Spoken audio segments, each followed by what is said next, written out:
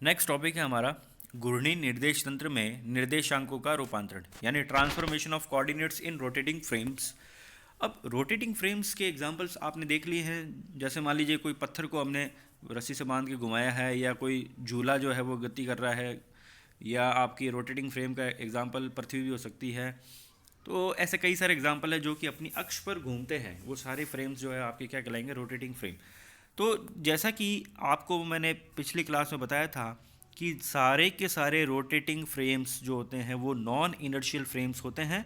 तो हमें यह देखना है कि नॉन इनर्शियल फ्रेम या रोटेटिंग फ्रेम्स में जो निर्देशांकों का रूपांतरण है वो कैसे होता है, और फिर इन रूपांतरण को यूज़ लेते हुए हमें ये सिद्ध करना है कि रोटेटिंग फ्रेम्स जो होते हैं वो non inertial frames of reference होते हैं।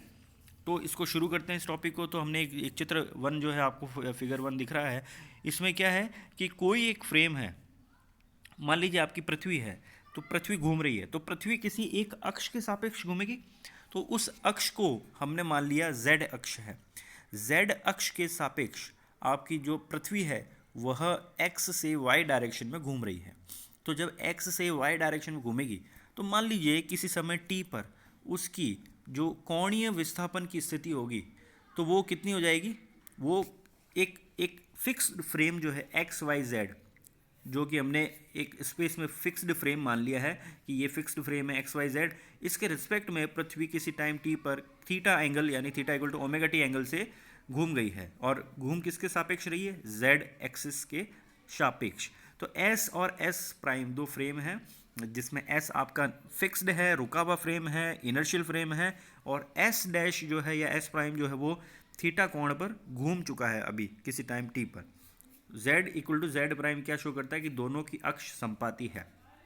और O क्या शो करता है, इनकी मूल बिंदु O और O प्राइम दोनों संपाती है। अब theta equal to omega t से ये एंगल घूमा, तो किसी पार्टिकल P की पोजीशन दोनों फ्रेम्स में निकालें तो एक्स वाई जेड तो आएगी S में, x prime y prime z prime आएगी S प्राइम में। ओके। अब जैसा कि इससे पहले वाले टॉपिक में हमने क्या किया था, एक्स प्राइम निकाला था, वाई प्राइम निकाला था, जेड प्राइम निकाला था, तो इसी प्रकार से यहाँ पर भी एक्स प्राइम निकालेंगे। तो एक्स प्राइम निकालने का तरीका क्या है कि एक्स का जो कंपोनेंट है वो एक्स प्राइम की डायरेक्शन में क्या है, वाई का कंपोनेंट एक्स प्राइम की डायरेक्शन में क्या है, जेड का कंपोनेंट एक्स प्राइम की डायरेक्शन में क्या है ना। तो ये करेंगे। तो जब एक्स का कंपोनेंट एक्स प्राइम की डायरेक्शन में निकालेंगे तो एंगल जो रहेगा वो कितना रहेगा, थीटा। ठीक है। और जब एक्स प्राइम की डायरेक्शन में वाई का निकालेंगे एंगल, तो एंगल कितना रहेगा, यहाँ से लेकर इतना। ठीक है। और जब जेड का एक्स प्राइम की डायरेक्शन निकालेंगे तो एंगल कितना आएगा, यहाँ से लेकर ये थोड़ा आगे तक इतना। ओके। तो ये तीन एंगल हमारे पास है। तो इक्वेशन नंबर वन जो है वो किस प्रकार से लिखी गई है वो आप देखिए। तो एक्स कॉस थीटा, ये तो ठीक है क्योंकि एक्स का कंपोनेंट कॉस की टर्म्स में ही आएगा, तो एक्स कॉस थीटा हो गया। वाई का कंपोनेंट एक्स प्राइम की डायरेक्शन में क्या आएगा, y cos pi by two minus theta. कारण क्योंकि देखो एक्स और वाई के बीच में एंगल बनता है 90 डिग्री, लेकिन एक्स प्राइम और एक्स के बीच में थीटा बन रहा है तो ये 90 माइनस थीटा हो जाएगा, यानी पाई बाई टू माइनस थीटा।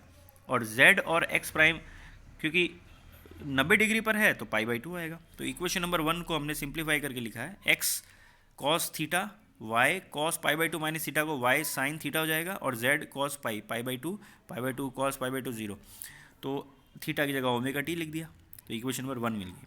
इसी प्रकार से वाई प्राइम निकाले, तो वाई प्राइम का केस क्या रहेगा कि एक्स डायरेक्शन में वाई प्राइम का कंपोनेंट क्या है, वाई डायरेक्शन में वाई प्राइम का कंपोनेंट क्या है, जेड डायरेक्शन में वाई प्राइम का कंपोनेंट क्या है। तो इक्वेशन नंबर टू भी हमें मिल जाएगी। बड़ा सिंपल आप कर सकते हैं, कोई इश्यू नहीं है। और इसी प्रकार से z निकालेंगे। z सिंपल है क्योंकि z और z की डायरेक्शन सेम है, बाकी सारे 90 डिग्री पर है, तो x का घटक 90 डिग्री पर जीरो हो जाएगा, y का घटक 90 डिग्री पर जीरो हो जाएगा और z ओनली बचेगा। तो इक्वेशन नंबर तीन मिल गई। इन तीनों को हमने सिंप्लीफाई करके लिखा एक ब्रैकेट में इक्वेशन नंबर ए के रूप में। और जब हम इसका रूपांतरण करेंगे तो उसको रिवर्स डायरेक्शन में भी हम कर सकते हैं, वो भी ट्रू है, और इक्वेशन नंबर बी के रूप में हमें मिलेगा। तो अब यहाँ से एक प्रश्न बनता है, सिद्ध कीजिए कि जड़त्वीय निर्देश तंत्र के सापेक्ष घूर्णन गति करते हुए निर्देश तंत्र जितने भी होते हैं वो सारे अजड़त्वीय होते हैं। तो आपको ये सिद्ध करना है कि d2x by D t d two x prime by D T square d two y prime by D T square d two z prime by D T square जो है वो जीरो नहीं आएंगे, जबकि d two x by D T square zero है, D two Y by D T square और d two z by D T square zero है, क्योंकि वो जड़त्व निर्देश तंत्र है। तो आपके पास देखो कंपोनेंट है। इक्वेशन नंबर ए से शुरू कीजिए। इक्वेशन नंबर ए लीजिए और आप क्या कीजिए, टाइम के रिस्पेक्ट में डेरिवेटिव निकालिए, फर्स्ट डेरिवेटिव। तो D X prime by D T निकाला हमने, सिंप्लीफाई किया, मैथमेटिक्स है पूरी, आप सिंपल से समझ लीजिए। D X prime by D T हमने निकाला।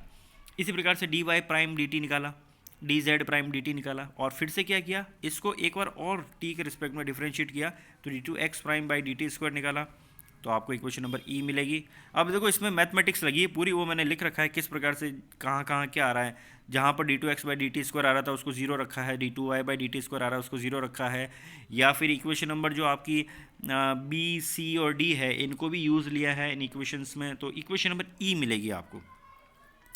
सिमिलरली आप d two y prime by D T square निकालेंगे तो आपको इक्वेशन नंबर एफ मिलेगी, इसी प्रकार से जी मिलेगी। तो ये तीन इक्वेशन निकाली। अब आप यहाँ से देखिए इक्वेशन नंबर ई जो है वो जीरो के इक्विवेलेंट नहीं आ रहा, इक्वेशन नंबर एफ में भी वो राइट साइड वाली टर्म जीरो के बराबर नहीं आ रही, जबकि इक्वेशन नंबर जी में जीरो आ रही है। अब दो कंपोनेंट जो है वो नॉन जीरो है, एक जीरो है, तो ओवरऑल जो वेक्टर निकलेगा ए वेक्टर क्या आएगा, A X prime I cap A Y plus A Y prime J cap plus A Z prime K cap. तो तीसरा टर्म जीरो, बाकी दोनों नॉन जीरो है, तो ए वेक्टर जीरो नहीं आएगा। इसका मतलब जो कुल त्वरण होगा वो जीरो नहीं होगा।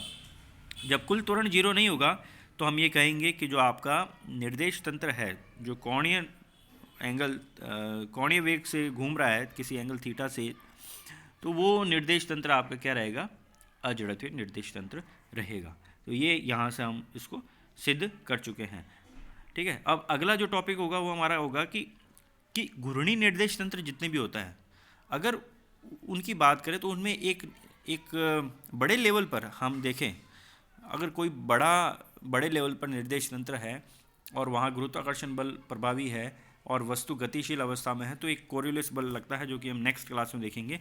फिलहाल इस टॉपिक में हम इतना ही पढ़ेंगे।